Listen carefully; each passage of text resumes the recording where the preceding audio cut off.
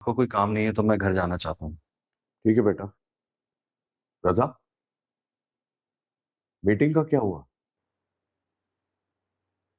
Meeting ठीक थी। अरे तुम तो डिप्रेशन में जा रहे हो यार।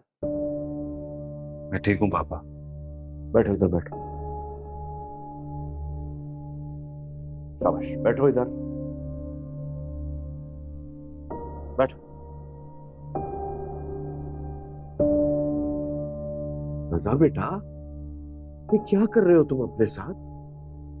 और इस तरह पागल हो जाओगे। अगर अपनी माँ की बात सुनते रहे ना तो जरूर पागल हो जाओगे। एक बात कहूँ आपसे पापा, कहो। मामा हमेशा ठीक कहती है। वो हमेशा गलत कहती है। पापा मेरी बात तो सुने। उन्होंने कहा था कि फिजा ने नदीम को शह दी है, तभी तो वो इतनी जुर्रत कर सका। और तुमने मान लिया। अभी मेरी बात खत्म नहीं हुई है पापा। आपके और भाइयों के समझाने पर मैं गया था फिजा के घर उसे लेने के लिए, और ये सोचा था कि अपनी बीवी को वापस लेकर आऊंगा। अपनी बीवी के लिए मम्मा से लड़ जाऊंगा, उनके अगेंस्ट चला जाऊंगा। तो क्या तुम ले आए उसको अपने घर? नहीं। क्यों? क्योंकि पापा जब मैं वहां पहुंचा फिजा के घर के बाहर फिजा को लेने के लिए, एन उसी वक्त नदीम भी वहां आ गया। मैं गाड़ी से उतरने ही वाला था कि घर का दरवाजा खुला और नदीम घर के अंदर चला गया हंसता हुआ। तो फिर तुमने क्या किया? मैं क्या करता, मैं वापस आ गया। जिस घर में नदीम को वेलकम किया जा रहा है उस घर में मेरी क्या इज्जत रह गई? उन्होंने मुझे धोखा दिया है पापा। तुम पागल हो गए हो, दिमाग खराब हो गया है तुम्हारा। अरे नदीम बस कजन है फिजा का, बचपन से आना जाना होगा। अगर किसी नौकर ने भी दरवाजा खोला होगा, क्या नौकर रोकेगा उसको? और उसको फिजा ने थोड़ी वेलकम किया होगा। क्या हो गया है तुम्हें? तुम्हारा मतलब फिजा से होना चाहिए, वो तुम्हारी बीवी है, नदीम से नहीं। मगर पापा। चुप करो, पागल हो गए हो तुम। क्या यहां, आउट ऑफ माई साइट। मां की गोद में लेटे रहो, जैसा वो कहे वैसा करते रहो और अपनी जिंदगी बर्बाद कर लो। मत सुनो अपने बाप की बात, कभी ना मानना। जाओ।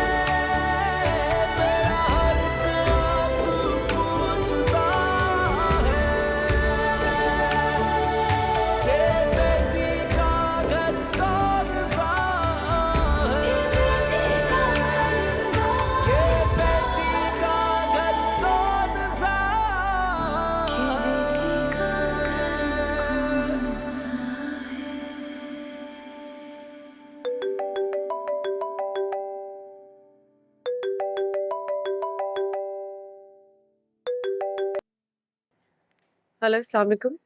वालेकुम सलाम। फिजा बेटा, रजा बहुत परेशान है, डिप्रेशन का मरीज बनकर रह गया।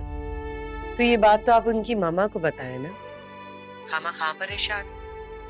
आप क्यों नहीं कहते कि मुझे आके ले जाए? बेटा मेरी समझ में नहीं आता कि तुम जहारा की तरह क्यों जिद पकड़ के बैठ गई हो। वो तो जिद्दी है, तुम तो नहीं हो बेटा, तुम तो समझदार हो।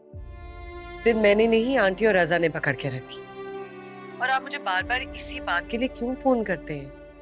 यही बात आप जाके रजा से क्यों नहीं कहते कि मुझे आके ले जाए? और हाँ अंकल, इज्जत सिर्फ अमीर लोगों की नहीं होती, मेरी भी इज्जत है। और मैंने बता दिया है कि मैं अब यहाँ से बिल्कुल वापस नहीं आऊंगी जब तक रजा मुझे खुद लेने नहीं आएगा। अगर रजा मुझे तलाक देना चाहते हैं तो शायद यही मेरी किस्मत में है। बेटा आइंदा कभी ये लफ्ज अपनी जबान पे मत लाना। सब ठीक हो जाएगा, मैं कुछ करता हूं। अल्लाह हाफिज। अपनी हंसी में आंसू मिलाकर हर दर्द लिया, हर दर्द हंस कर पी लिया। एक जिंदगी को खुशियों से जी कर जीना किसी का कर दिया, जीना किसी का कर दिया। क्या है रब्बा बेटियां भी हम छुपा कर घर बनाती और शिकवा कोई नहीं।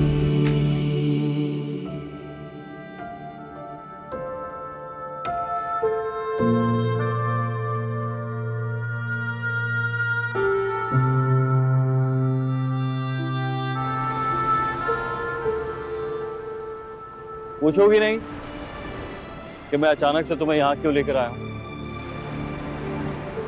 क्यों?